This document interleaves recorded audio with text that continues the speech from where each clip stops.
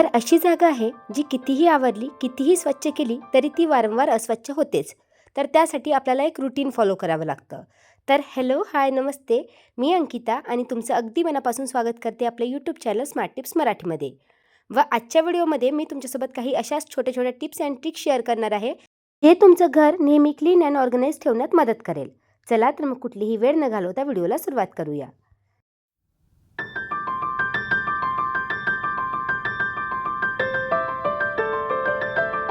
नेहमी लक्षात ठेवायचं की जर का घराला आपल्याला स्वच्छ आणि ऑर्गनाइज ठेवायचं आहे, घरात पसारा होऊ द्यायचा नसेल, तर डिक्लटरिंग हा बेस्ट ऑप्शन आहे.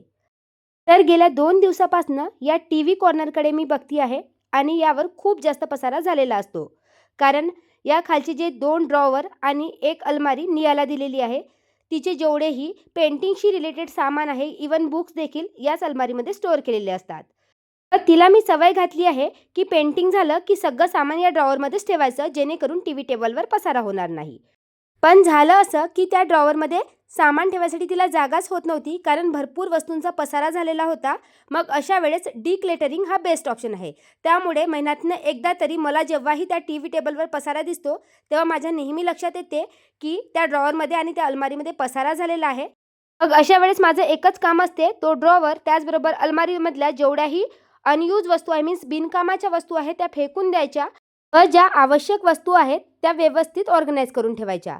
तर दर महिन्यातनं किंवा 2 महिन्यातनं एकदा मी हे ड्रॉवर व्यवस्थित क्लीन करत असते व ज्या बिनकामाच्या वस्तू आहेत त्या सगळ्या काढून टाकते, जेणेकरून बाकीच्या वस्तू, नवीन आलेल्या वस्तू त्यामध्ये ठेवायला जागा होईल. बघा, आता ही अलमारी मी व्यवस्थित सेट करून घेतली, तर दिसायला किती ऑर्गनाइज दिसत आहे आणि त्यात एक्स्ट्रा जागाही झालेली आहे. आणि त्यानंतर त्याचप्रमाणे मी ड्रॉवर देखील क्लीन करून घेणार आहे. तर आजकाल ना ड्रॉवर व्यवस्थित स्वच्छ ठेवण्यासाठी, ऑर्गनाइज ठेवण्यासाठी मार्केटमध्ये सुंदर सुंदर ऑर्गनायझर मिळतात. पण बरेच जण ते अफोर्ड करू शकत नाही, कारण घरातल्या प्रत्येक वस्तूसाठी ऑर्गनायझर घेणे हे देखील पॉसिबल नाही. तर मी देखील इथे कार्डबोर्डपासून 2 ऑर्गनायझर बनवलेले आहे आणि त्याला टी शर्टने व्यवस्थित रॅप केलेले आहे. हे ऑर्गनायझर ऑलरेडी मी तुमच्यासोबत एका जुन्या व्हिडिओमध्ये शेअर केलेले आहे, त्यामुळे ते ऑर्गनायझर कसं बनवायचं ते मी तुम्हाला सांगत नाही आहे.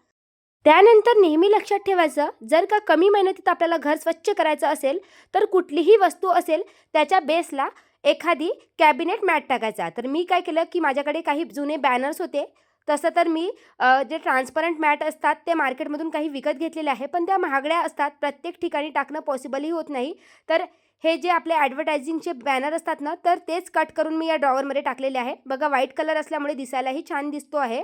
आणि त्यानंतर हे कार्डबोर्डपासून ऑर्गनायझर बनवलेले आहे आणि बरेच दिवसापासून वापरत आहे. आणि त्यानंतर आपल्याकडे असे डिस्पोजेबल बॉक्सेस येतात प्लॅस्टिकचे. त्या बॉक्सेसमध्ये मी सगळ्या वस्तू व्यवस्थित पहिले सेग्रिगेट करून घेतल्या आणि व्यवस्थित ऑर्गनाइज करून घेतल्या आहे. तर माझ्या मुलीला पेंटिंगचं खूप जास्त आवड आहे. तिच्याकडे पेंटिंगशी रिलेटेड सगळ्या वस्तू आहे.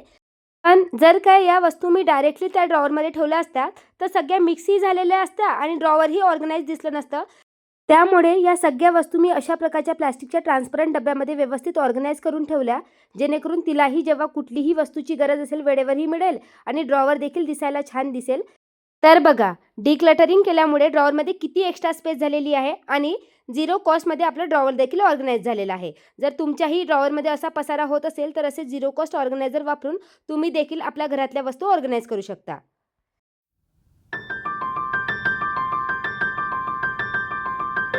माझे व्हिडिओज पाहून मला बरेच जण मेसेज करतात की ताई, तुम्ही घर किती छान ठेवलेलं आहे, तुमच्या घरात पसारा होत नाही काय? खरं सांगू, घर म्हटल्यावर तर पसारा होणारच. व त्याचबरोबर बरेच जण म्हणतात की आमचं घर छोटं आहे, त्यामुळे आमच्याकडे पसारा आहे.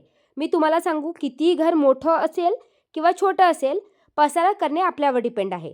जर आपण कुठली नवीन वस्तू विकत घेत असेल ना, तर जुनी वस्तू लगेच घरातून डिक्लटर करायची, मीन्स बाहेर काढून टाकायची, जेणेकरून नवीन वस्तू ठेवायला जागा होईल. नाहीतर काय होतं की घरात फक्त जुन्या आणि नवीन वस्तूंचा पसारा होतो आणि त्या वस्तू ठेवायला जागा राहत नाही. घर नेहमी स्वच्छ आणि ऑर्गनाइज ठेवायचं असेल, तर त्यावर एकच सोपा उपाय आहे, डिक्लटरिंग. आणि त्याचबरोबर प्रत्येक वस्तूची स्वतःची एक जागा डिसाईड करणे, जेणेकरून घरात पसारा जरी झाला तरी अगदी 15 मिनिटाच्या आत त्या वस्तू जर आपण जागच्या जागी ठेवल्या, तर पसारा गायब होतो.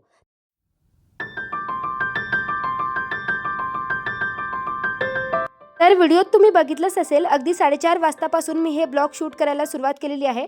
पहिले तर सर्वात प्रथम ड्रॉवर क्लीन केला, त्यानंतर ती मॅट मला त्या बेडरूममध्ये पडलेली दिसली, त्यामुळे ती व्यवस्थित फोल्ड करून ठेवली. त्यानंतर सकाळी मी किचनमधली त्याचबरोबर बेडरूममधली एक डोअरमॅट वॉश केली होती. तर त्या व्यवस्थित सुकल्या होत्या, त्यामुळे जागच्या जागी ठेवून दिल्या. व बरेच दिवसापासून माझं या किचनच्या भांडीकडे लक्ष जात आहे.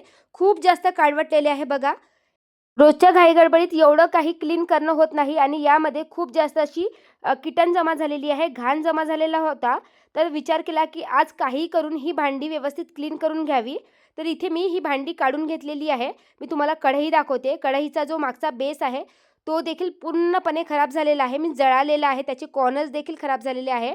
आणि ही भांडी क्लीन करण्याची मी आज अगदी सोपी ट्रिक तुमच्यासोबत शेअर करणार आहे, जी नेहमी मी वापरते. भांडी खूप कमी मेहनतीत स्वच्छ होतात. जर या भांड्यांना आत्ता क्लीन नाही केलं तर यावरचा जो काळवटपणा आहे आणि जळलेलापणा आहे तो खूप जास्त वाढणार आणि नंतर खूप जास्त क्लीन करायला मेहनत लागेल. म्हणून आज मात्र याचा मुहूर्त काढलेला आहे. तुम्ही पाहू शकता, हे कुकर आत्ता नवीनच घेतलेलं आहे दिवाळीला आणि याचा बेस बघा खूप जास्त खराब झालेला आहे. तर मग आज सगळी भांडी मी व्यवस्थित काढून घेतली आणि त्यानंतर आता क्लीन करायला घेणार आहे. हा गंज देखील बघू शकता, यामध्ये देखील खूप जास्त काळवटपणा जमा झालेला आहे. तर याआधी देखील ही ट्रिक मी तुमच्यासोबत शेअर केलेली आहे. तर इथे मी स्टीलची भांडी क्लीन करायसाठी पितांबरीचा वापर करत आहे. जर भांडी खूप जास्त चिकटलेली असेल तर तुम्ही वाटेल तर विनेगर, बेकिंग सोडा आणि थोडंसं डिशवॉश लिक्विड पाण्यात टाकून ते थोडंसं बॉईल करा, जेणेकरून मग तो चिकटपणा लवकर निघतो. आणि त्याचबरोबर माझ्याकडे हे गॅस क्लिनिंगचे ब्रश आहे, त्याचा मला खूप जास्त उपयोग होतो. यापूर्वी देखील मी एका शॉर्ट व्हिडिओमध्ये आणि त्याचबरोबर बरेचशा लाँग व्हिडिओमध्ये तुमच्यासोबत याचा उपयोग शेअर केलेला आहे. मीन्स भांड्यांचे जे कॉर्नर्स असतात, ज्यामध्ये आपला हात पोहोचू शकत नाही, बरेचदा ताराची घासणी देखील जाऊ शकत नाही, असे कॉर्नर्स क्लीन करण्यासाठी या ब्रशचा उपयोग होतो. आणि तुम्ही बरेचदा बघितलं असेल, तशाच कॉर्नरमध्ये खूप जास्त घाण आणि मळ जमा झालेला असतो, त्यामुळे आपली भांडी खूप जास्त चिकटलेली आणि घाण दिसतात. तर बघा, अगदी सिंपल पद्धतीने मी काय केलं की डिशवॉश लिक्विड आणि त्याचबरोबर पितांबरी पावडर मिक्स करून या कुकरला लावलेला आहे आणि त्यानंतर हलक्या हाताने त्याचे जे कॉर्नर्स होते त्या ब्रशच्या हेल्पने घासून घेतले. खूप कमी मेहनत लागते, काहीच वेळ लागत नाही. अगदी हलक्या हाताने जरी तुम्ही हे कॉर्नर क्लीन केले तर स्वच्छ होतात. तर बघू शकता, कॉर्नर खूप छान स्वच्छ झालेला आहे. कुकर आतून तर स्वच्छ होता, फक्त कॉर्नर खराब झालेले होते. आणि त्याचप्रमाणे मी ही कढई देखील स्वच्छ करून घेणार आहे. कढई देखील मी त्याच पद्धतीने स्वच्छ केलेली आहे. पहिले पितांबरी आणि डिशवॉश लिक्विड लावून घेतलं आणि त्या ब्रशच्या हेल्पने कॉर्नर स्वच्छ करून घेतले आणि थोडाफार ताराच्या घासणीचाही उपयोग केलेला आहे. बघा, इथे कढई देखील किती व्यवस्थित क्लीन झालेली आहे. पण कढई क्लीन करण्यात मला हलकीशी मेहनत लागली. पण बाकीची जेवढीही भांडी आहे ती जस्ट मी हलक्या हाताने घासून घेतलेली आहे. पितांबरीने खूप हलक्या हाताने देखील भांडी क्लीन होतात. त्यामध्ये जेवढा काही काळवटपणा जमा झालेला असतो ना, तो निघून जातो आणि भांडी शाईन करायला लागतात. जे पितांबरीचा उपयोग करतात त्यांना नक्कीच माहिती असेल आणि जे लोक करत नसेल त्यांनी एकदा पितांबरीचा वापर नक्की करून बघा. तुम्हाला खरंच खूप चांगला रिझल्ट मिळेल. आणि त्यानंतर सिंक देखील मी पितांबरीने व्यवस्थित क्लीन करून घेतलं. बरेचदा आपल्या सिंकमध्ये देखील चिकटपणा जमा झालेला असतो. नेहमी तर मी डिशवॉश लिक्विडनेच क्लीन करत असते, पण थोडाफार सिंक जर काळा पडायला लागला तर तेव्हा मात्र पितांबरीचा यूज करते. बरेच जण हार्पिकचा यूज करतात बरं, पण चुकूनही स्टील भांड्यावर हार्पिक यूज करायचा नसतो. तुम्ही वाटेल तर प्लास्टिकवर हार्पिक यूज करू शकता, पण चुकूनही स्टील भांड्यावर यूज करू नका. आणि बघा, आता सिंक देखील खूप व्यवस्थित क्लीन झालेला आहे. व त्यानंतर ही भांडी कशी दिसते हे दाखवायचं होतं, त्यामुळे ही भांडी कोरडी करून घेतली. आता बरेच जणांना प्रश्न पडत असेल की भांडी खूप जुनी आहे, तर काही माझ्या सासूबाईंच्या हातची आहे, मी 40 ते 50 वर्ष पुराणी. आणि त्यानंतर कुकर, त्याचबरोबर ही कढई वगैरे आहे ते आत्ता मी घेतलेलं आहे. मीन्स कढई 8 वर्ष जुनी आहे, कुकर या दिवाळीलाच घेतला आणि बाकी सगळी भांडी जुनी आहे. तरी देखील बघा, पितांबरीने किती चांगली शाईन आलेली आहे. तुमच्याही घरची भांडी खराब झालेली असेल ना, तर ही ट्रिक एकदा नक्की वापरून बघा.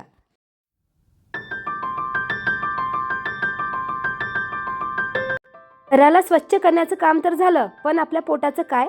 हे करता करता कसे 8:30 झाले माहितीच पडलं नाही. आणि आता मी काहीतरी झटपट ट्राय करणार आहे. तर आज पुलावचा बेत आहे.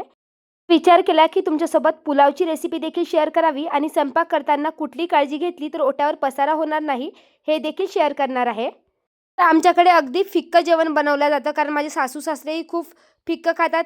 त्याचबरोबर नियाही फिक्कं खाते. आता प्रत्येकासाठी वेगळं बनवायचं म्हटलं की भरपूर वेळ लागतो आणि तसंही आज आता 8 8:30 झालेले आहे. तर मी काय केलं की आवडीनुसार भाज्या कट करून घेतल्या आणि स्पेशली नियाला नुटेला पुलाव आवडतो, त्यामुळे यामध्ये भरपूर न्यूट्रेला देखील टाकणार आहे. तर इथे पहिले मी न्यूट्रेला बॉईल करायला ठेवले आणि त्यानंतर भाज्या कट करायला घेतल्या. तर बरेचदा तुम्ही बघितलं असेल भाज्या कट करताना आपण डायरेक्टली भाज्यांचा जो कचरा असतो तो ओट्यावर टाकतो. त्यामुळे आपला जो ओटा आहे किंवा बरेच जण त्याला कट्टा देखील म्हणतात, किचन कट्टा, तो खराब होतो. मग तो आपल्याला वारंवार वॉश करावा लागतो. माझ्याकडे काय होतं की माझा जो ओटा आहे त्याला सायडिंग दिलेली नाही आहे. आपल्या महाराष्ट्रात काय होतं की ओट्याला सायडिंग दिलेली असल्यामुळे ओटा आपण पाण्याने वॉश करू शकतो. पण माझ्याकडे असं करता येत नाही. तो ओल्या कपड्यानेच व्यवस्थित पुसावा लागतो. पण हप्त्यातनं एकदा मी काय करते की त्याला व्यवस्थित क्लीन करून घेते आणि रोज दिवसातनं 7-8 वेळा तरी मी त्याला ओल्या कापडानेच पुसत असते, जेणेकरून तो क्लीन राहावा. तर इथे रोजचा स्वयंपाक करताना मी काही सवयी टाकलेल्या आहे, जेणेकरून ओटा देखील घाण होणार नाही आणि त्याला मला जास्त स्वच्छ देखील करावं लागणार नाही. तर तुम्ही बघितलं असेल जेव्हा मी भाज्या कट केल्या, तर भाज्यांचा कचरा टाकण्यासाठी एक स्पेशल बास्केट ठेवलेली आहे आणि नेहमी आठवणीने ती बास्केट मी किचन काउंटर टॉपवर ठेवत असते, मीन्स किचन ओट्यावर ठेवत असते आणि जेवढा काही कचरा जमा झालेला असतो ना, तो मी ओट्यावर न टाकता त्या बास्केटमध्येच जमा करत असते. त्यानंतर पहिले मी चॉपिंगसाठी चॉपिंग बोर्ड वापरायचे, पण माझ्या लक्षात आले की आमच्याकडे खूप जास्त थंड असल्यामुळे चॉपिंग बोर्डला फंगस येतो आणि तो क्लीन करायसाठी खूप जास्त मेहनत लागते. त्यामुळे मी अशा प्रकारची एक स्टीलची प्लेट ठेवलेली आहे, जी मी फक्त कटिंगसाठी यूज करते.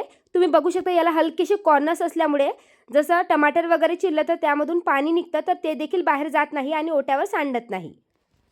त्यानंतर तुम्ही बघू शकता जो भाज्यांना लागणारा चमचा आहे किंवा आता पुलाव मिक्स करायसाठी जो मी चमचा वापरते, तो नेहमी मी एका प्लेटमध्ये ठेवते, जेणेकरून त्या चमच्याला लागलेलं तेल आहे ते आपल्या ओट्याला किंवा गॅसला लागणार नाही. तर या काही सवयी मी तुमच्यासोबत शेअर करता करता मला कधी लागल्या मला कळलंच नाही. बरेचशा व्हिडिओमध्ये मी तुमच्यासोबत शेअर केले आहे आणि त्यानंतर रात्रीची एक सवय मी तुमच्यासोबत शेअर करते. बरेचदा काय होतं की आपल्या किचनमधलं भरपूरसं सामान संपलेलं असतं. जसं उदाहरणार्थ हा तिखट मिठाचा डब्बा, मसालेदाणी, यामधली हळद संपलेली होती. आता सकाळी आपल्याला टिफिनची घाई असते.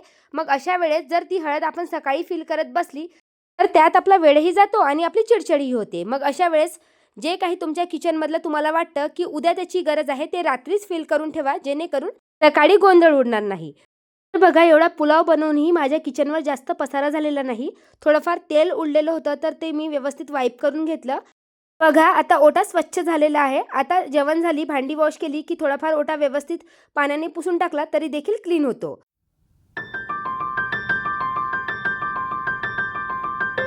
तर बघा आता इथे पुलाव रेडी आहे शिजायला. तोपर्यंत बाकी काही उरलेली कामे आहेत ती देखील मी करून घेणार आहे. तर यात मी खूप कमी तिखट टाकलेलं आहे, त्यामुळे पुलाव खूप फिका-फिका लागायचा. तर गेले 2-3 वेळपासून मी ना त्यामध्ये मॅगी मसाला ॲड करायची शिकले आहे. मॅगी मसाला एकदा तुम्ही टाकून बघा, पुलाव खूप छान लागतो आणि घरात जर लहान मुले असतील आणि ते फिकं खातात बरेच जणांकडे, तर मग अशा वेळेस तो पुलाव अगदी टेस्टी लागतो आणि मुले देखील खूप आवडीने खातात. निया तर खूप आवडीने खाते. तर बघा बरेचदा तुम्ही बघितलं असेल कुकर लावल्यानंतर देखील कुकरमधून पाणी निघतं. जर तुम्हाला असं वाटत असेल तुमच्या कुकरमधून रोज खूप जास्त पाणी निघत असेल, तर तुम्ही गॅसच्या खाली एखादी प्लेट ठेवू शकता मोठी, जेणेकरून जे सांडलेलं पाणी आहे ते ओट्यावर न सांडता प्लेटमध्ये जमा होईल. अशामुळे ओटा खराब होत नाही. तर माझा जुना कुकर होता ना, त्यामध्ये हा प्रॉब्लेम नेहमी व्हायचा. तर नेहमी जेव्हाही कुकर लावायचे ना मी, तर गॅसच्या खाली प्लेट ठेवायचे, जेणेकरून त्याचा पसारा होणार नाही. तर बघा इथे पुलाव करता करता मी माझी जेवढी काही छोटी-मोठी कामे होती तीही केली आणि तुम्ही बघा प्रत्येक वस्तूसाठी एक मी जागा निर्धारित केलेली असल्यामुळे त्या वस्तूंचा पसारा होत नाही. आपल्या घरात बरेचदा प्लास्टिकचा देखील पसारा असतो. तर तुम्ही वाटेल तर मार्केटमधून प्लास्टिक ऑर्गनायझर विकत घ्या. नाहीतर एका व्हिडिओमध्ये मी तुमच्यासोबत DIY प्लास्टिक ऑर्गनायझर कसं बनवायचं ते देखील शेअर केलं होतं. तर इथे आता पुलाव झालेला होता, पण त्यातली वाफ निघत होती. तोपर्यंत विचार केला की गाजर आणि काकडी देखील कट करून घ्यावी. तर ती देखील कट करून घेतली. तर तुम्ही बघू शकता जेव्हा आपण गाजर, काकडी वगैरे पील करतो, मीन्स त्याचे साल काढतो, तर त्याचा कचरा भरपूर असतो. तर तो देखील मी त्या बास्केटमध्ये जमा केलं आणि आपला सगळा स्वयंपाक झाला की मग तो बास्केटमधला कचरा डस्टबिनमध्ये टाकून द्यायचा. व बघा या छोट्या-छोट्या सवयी लावल्यामुळे ओट्यावर किती कमी पसारा झालेला आहे. नाहीतर स्वयंपाक झाल्यानंतर किती जास्त पसारा ओट्यावर झालेला असतो. तसं तर मी सिंपल पुलाव बनवला, पण बाकी देखील तुम्ही स्वयंपाक करत असाल ना, तर या ट्रिक नक्की ट्राय करून बघा. चला तर या टेस्टी पुलावसोबतच हा व्हिडिओ एंड करते. आशा करते की तुम्हाला आजचा व्हिडिओ देखील खरंच आवडला असेल. व्हिडिओ आवडला असेल तर व्हिडिओला लाईक करा. नेहमीप्रमाणे हा व्हिडिओ कसा वाटला कमेंट करून नक्की कळवा आणि माझ्या चॅनलवर नवीन असाल तर चॅनलला देखील सबस्क्राईब करा.